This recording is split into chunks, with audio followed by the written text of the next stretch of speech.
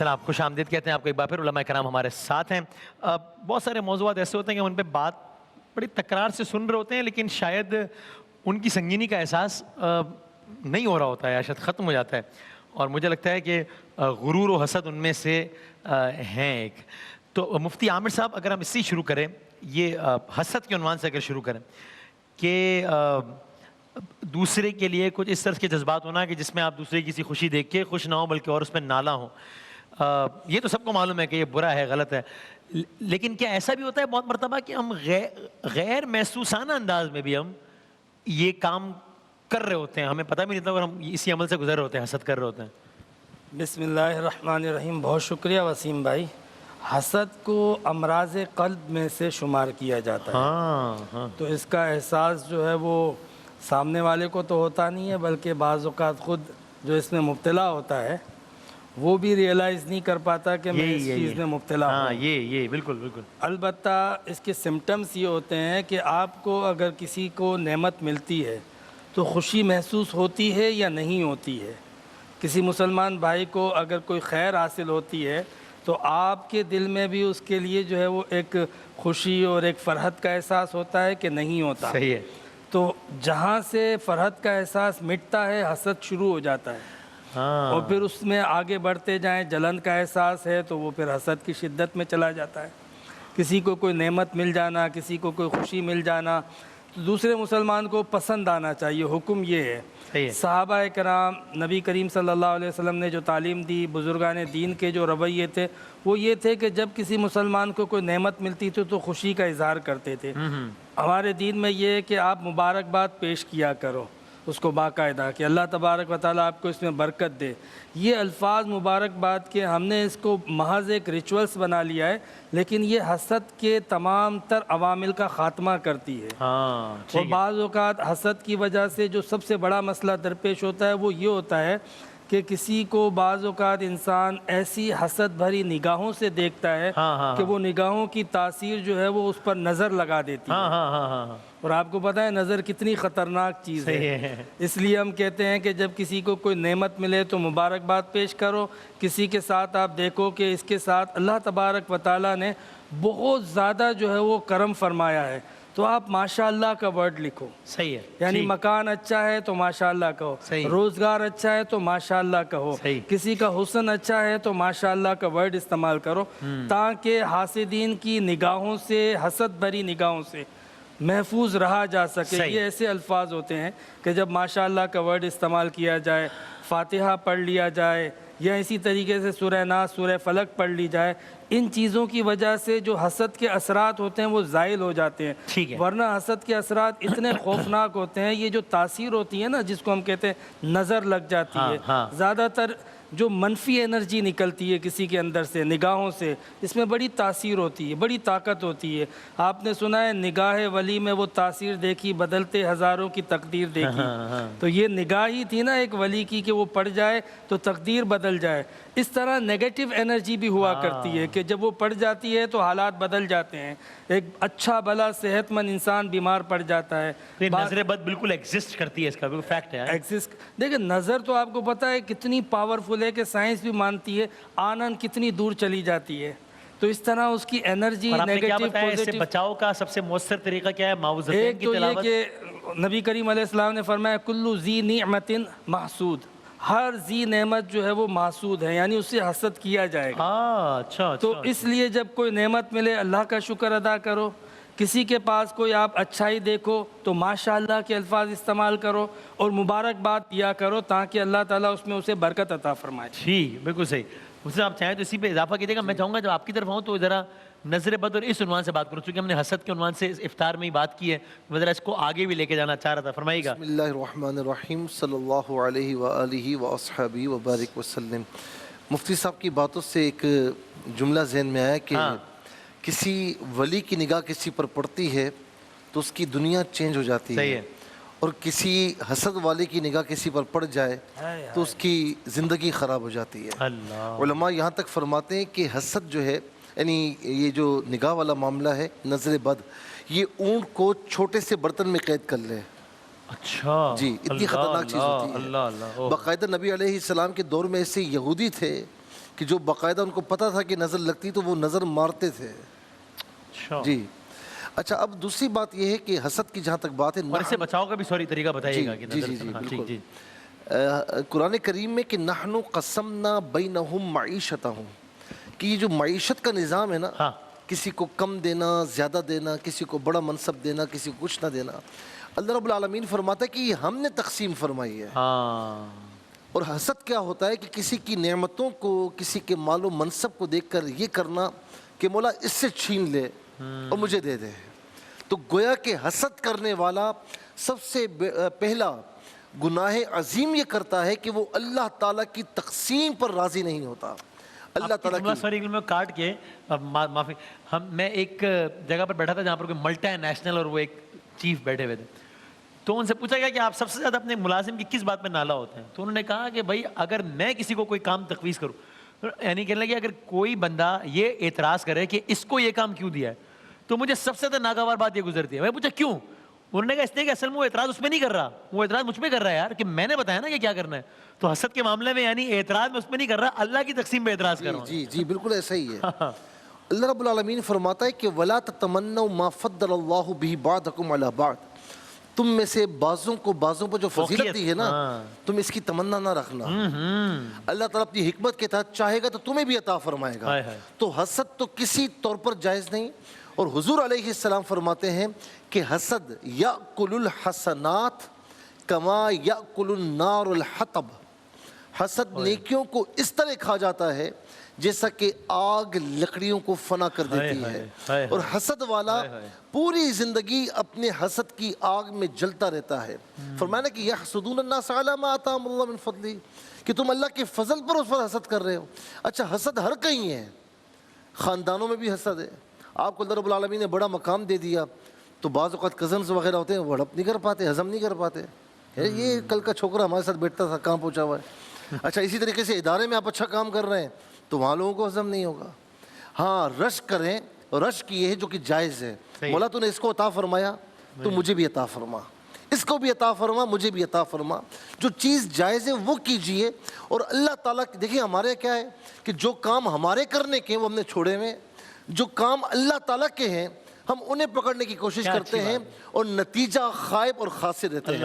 اور میں نظر کے حوالے سے قبلہ مفتی صاحب نے فرما دیا ہے سورہ قلم کی آخری 2 آیات، سورہ قلم کی 29ویں پارے میں، سورہ ملک کے بعد ہے. وَإِن يَكَادُ الَّذِينَ كَفَرُوا لَيُزْلِقُونَكَ بِأَبْصَارِهِمْ لَمَّا سَمِعُوا الذِّكْرَ وَيَقُولُونَ إِنَّهُ لَمَجْنُونٌ وَمَا هُوَ إِلَّا ذِكْرٌ لِلْعَالَمِينَ. یہ 3 مرتبہ پڑھیں، اول آخر 3 بار درود شریف کے ساتھ اپنے اوپر دم کریں.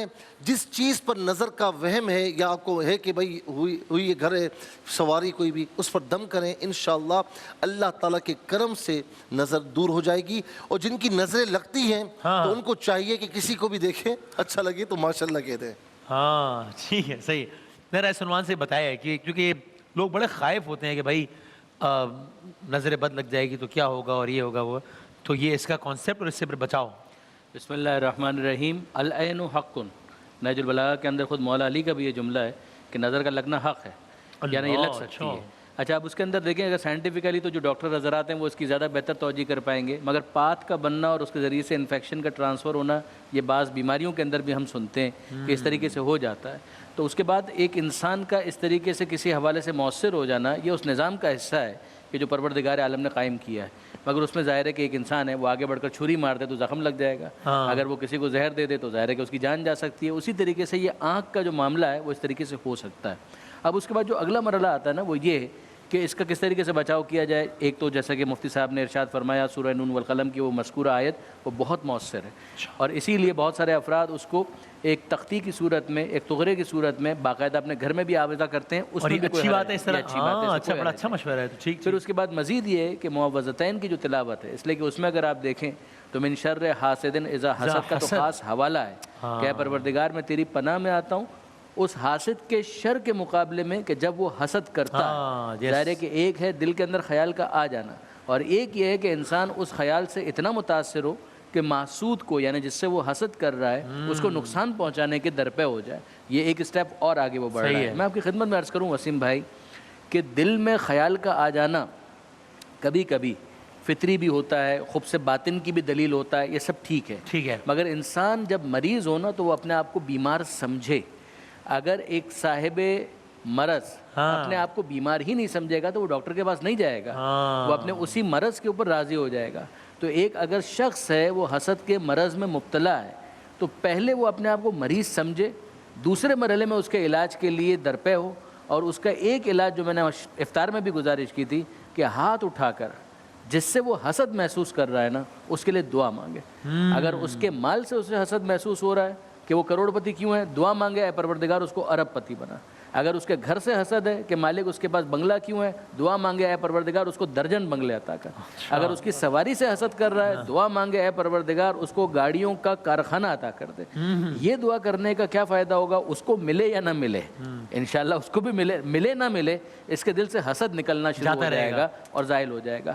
تو یہ چیز بہرحال بہت مؤثر ہے. نہیں بھولنا چاہیے کہ وہ 3 بڑے گناہ جو ایک ساتھ ابلیس نے کیے تھے نا، ان میں تکبر، لالچ اور حسد، یہ تینوں چیزیں شامل تھیں. ابا واستکبر، اس نے انکار کیا، اس نے تکبر کیا. آدم کو کیوں دیا، مجھے کیوں نہیں دیا، حسد بھی ہے. اور ایک ایسی چیز کی حرص اور لالچ ہے کہ جس کو وہ ڈیزرو نہیں کرتا.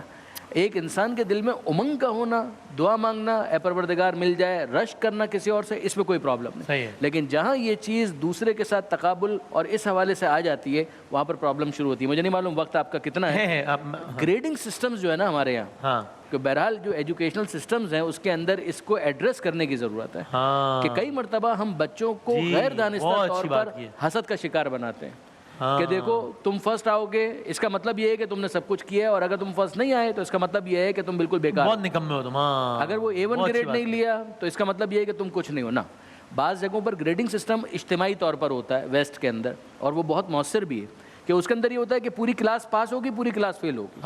تو اس میں کیا ہوتا ہے کہ ایک دوسرے کو کمپلیمنٹ کیا جاتا ہے کہ صرف میں تنہا آگے نکلنے کی کوشش نہ کروں بلکہ سب کو لے کر آگے بڑھنے کی کوشش کروں. تو اس میں ایک دوسرے کا ہاتھ پکڑنے کا جذبہ دل میں زیادہ آتا ہے. صحیح. اگر اجازت دیں تو کل کا موضوع تربیت اولاد کے عنوان سے رکھیں، اگر اجازت دیں، کہ کیونکہ اس میں بہت سارے اس میں پہلو ہے نا، کہ وہ اکثر ماں باپ کے اقدامات کی وجہ سے وہ بچہ بیچارہ ڈپریشن کا مریض ہو جاتا ہے. کیونکہ بھائی اگر مینٹل صلاحیت کسی کی بہت اچھی ہے، کسی کی نہیں ہے، تو اٹ از اوکے اگر وہ پہلے نمبر پہ نہیں آ رہا، 8ویں پہ بھی آ رہا ہے. ماں باپ اس کو بتا کے کہ دیکھیں وہ کلثوم کا بچہ تو 3rd آیا تو تم کیوں نہیں آ رہے بھائی. وہ بیچارہ وہ کلثوم کے بچے سے حسد بھی کر رہا ہے اور وہ ڈپریشن کا مریض بن رہا ہے. آخری ورڈ یہ جو روئے زمین پر جو پہلے قتل کا ہم واقعہ سنتے ہیں حابیل و قابیل، اس کو بھی ہم حسد کے عنصر سے جوڑ سکتے ہیں کہ اس کو یہی پرابلم تھی قابیل کو؟ جی ہاں بالکل. جو قابیل نے قتل کیا تھا اپنے بھائی حابیل کا، تو وہ بھی حسد کی بنیاد پہ کیا تھا کہ جس سے حابیل کی شادی ہوئی تھی وہ چاہتا تھا کہ میری شادی اس سے ہو. تو حضرت آدم علیہ السلام نے شادی کروائی تھی یہ شادی، اور ایک اس وقت کا فیصلہ تھا، نظام تھا. اور نبی کریم صلی اللہ علیہ وسلم کے زمانے میں بھی یہ بات جو رضا بھائی کہہ رہے تھے کہ یہودیوں نے حضور نبی کریم علیہ السلام کی ساری نشانیاں پہچانی کہ حضور نبی یہ وہی نبی ہے جن کی پیشن گوئی کی گئی تھی. پریڈکشن بالکل ان کی کتابوں کے مطابق تھی، مگر فقط یہ تھا کہ یہ نبی ہماری قوم سے کیوں نہیں آئے، یہ عرب میں سے کیوں آئے، یہ بنی اسماعیل میں سے کیوں آئے، بنو اسحاق میں سے کیوں نہیں آئے. تو وہ جو حسد کا پہلو تھا اس نے ان کو جو ہے وہ کفر پر، بغاوت پر اور اللہ تعالیٰ کی نافرمانی پہ لے گئے. یہی حسد ہی تھا. قرآن نے واضح ڈکلیئر کیا کہ انہوں نے نبی کریم علیہ السلام کا انکار فقط حسد کی بنیاد پہ کیا. آخری جملہ بس. ہمارے یہاں یہ بھی ہے نا کہ کسی کے پاس مال و دولت اچانک آ جائے، لے آیا بھائی کہیں سے ڈاکہ مار کے، ہاں مطلب ہضم نہیں ہوتا نا. ایسے ہی نہیں آ گیا. یہ کام آپ کا ہے کہ آپ پتہ کر رہے ہیں کہاں سے لائے کہاں سے نہیں لائے. تو میں اسی لیے کہتا ہوں کہ جو کام آپ کے کرنے کے ہیں وہ کیجئے. اور جس طرح قبلہ مفتی صاحب نے یہودیوں کا حوالہ دیا، قرآن کہتا ہے، کیونکہ انہوں نے جب ان کے پاس ان کے ماننے والے آتے نا کہ جی تورات میں تو لکھا ہے، تو یہ چھپاتے تھے اور کہتے تھے ہم نہیں جانتے ان کو. قرآن فرماتا ہے کہ الذین آتیناہم الکتاب یعرفونہ کما یعرفون ابناءہم. یہ جھوٹ بولتے ہیں. یہ جس طرح اپنی اولاد کو جانتے ہیں اسی طرح میرے نبی کو جانتے ہیں. لیکن حسد کی وجہ سے، حسدم من عند انفسہم من بعد ما تبین لہم الحق، حق ظاہر ہونے کے بعد بھی حسد کی وجہ سے ایمان سے محروم رہے. آخری جملہ بس. میں اپنے بھائی مولانا کمیل مہدوی صاحب کو خراج تحسین پیش کرنا چاہوں گا. ماشاءاللہ جس طریقے سے وہ پائنیئرز میں سے، جب سے آپ لوگوں نے شروع کیا تب سے وہ آپ لوگوں کے ساتھ مفتی صاحب کے ساتھیوں میں سے ہیں اور میرے تو بھائیوں کی طرح سے ہیں, دوستوں کی طرح سے ہیں, بہت ہی محبت کرنے والے. تو میں ان کو بھی خراج تحسین پیش کرنا چاہتا ہوں جس طریقے سے انہوں نے یہی الفاظ آپ کے لیے گئے. انہوں نے کل بالکل بالکل یہ جزاک اللہ, اللہ تعالیٰ محبتوں کو قائم رکھے. بہت شکریہ تمام علماء کرام کا, جزاک اللہ. ایک وقفے کے بعد جناب زہیب اشرفی صاحب اذان فجر دینے کی سعادت حاصل کریں گے انشاءاللہ.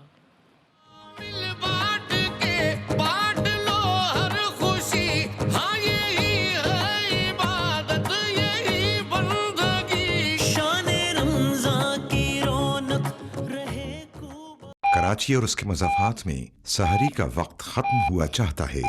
دیگر شہروں کے افراد اپنے مقامی وقت کے مطابق روزے کی نیت کریں.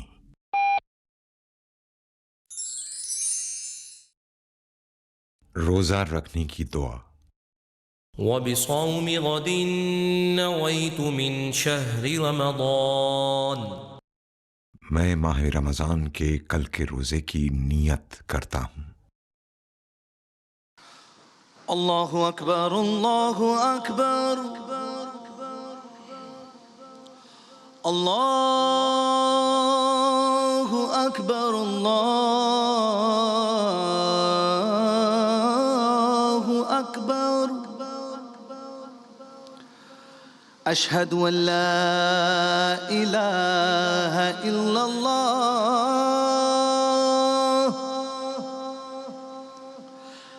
اشہد ان لا الہ الا اللہ.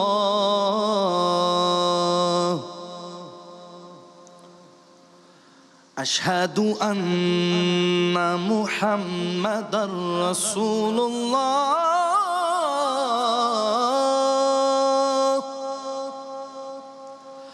اشہد ان محمد رسول اللہ. حی علی الصلاة.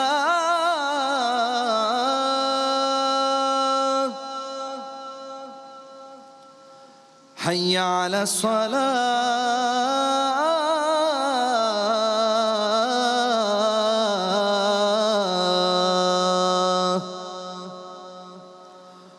حی علی الفلاح.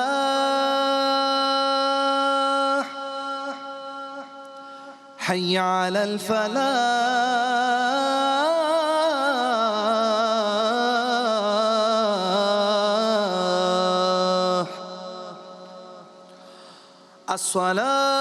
الصلاة خیر من النوم. الصلاة خیر من النوم. اللہ اکبر اللہ اکبر. لا الہ الا اللہ.